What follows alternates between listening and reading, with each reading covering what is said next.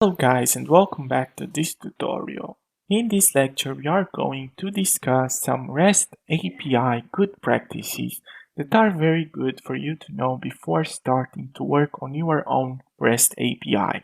The first good practice rule that I want to talk about with you would be that you should have in mind when thinking about designing your REST API to make it well structured and, even more important than that, easy to use. As the programmers who chose to make calls to your APIs wanted to save some time on implementing their own tools to provide the data, you do not want your API to be complex and take a lot of time to understand.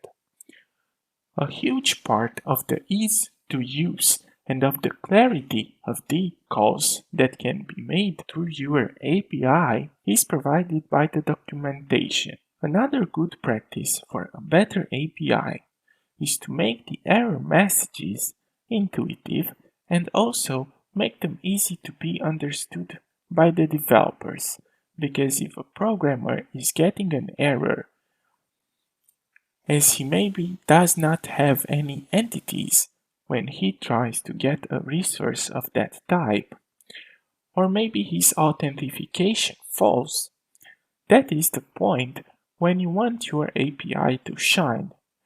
If the error messages of your API in these cases is ambiguous, the developer might get frustrated and give up on using. Furthermore, your endpoints, and on a larger scale, this can result, of course, in a negative impact on the adoption rate of your API. So basically, less people will end up using it. On another note here, you want your API to be not just intuitive, but also consistent. From the names of your parameters to the ones of your endpoints that you have, everything should be coherent. Some things to also keep in mind would be to obviously accept JSON for requests and also respond in this format, as it is the standard nowadays for data transfer on the internet. And you should also use nouns in your endpoint paths, names, instead of verbs. The reason behind this second one would be that it is more intuitive for the people accessing your API, as nouns can be mapped more easily to the data model from the schema that you perform CRUD actions on. The HTTP methods are already verbs that describe the action that you are doing to those data models.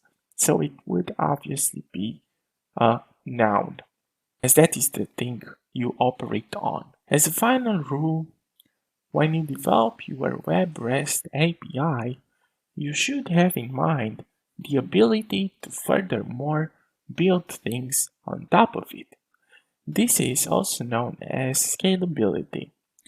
The reason for this would be that once your product starts to evolve, the same thing will slowly begin to happen to your own API, and you will need to improve it by adding more parameters, endpoints, and so on.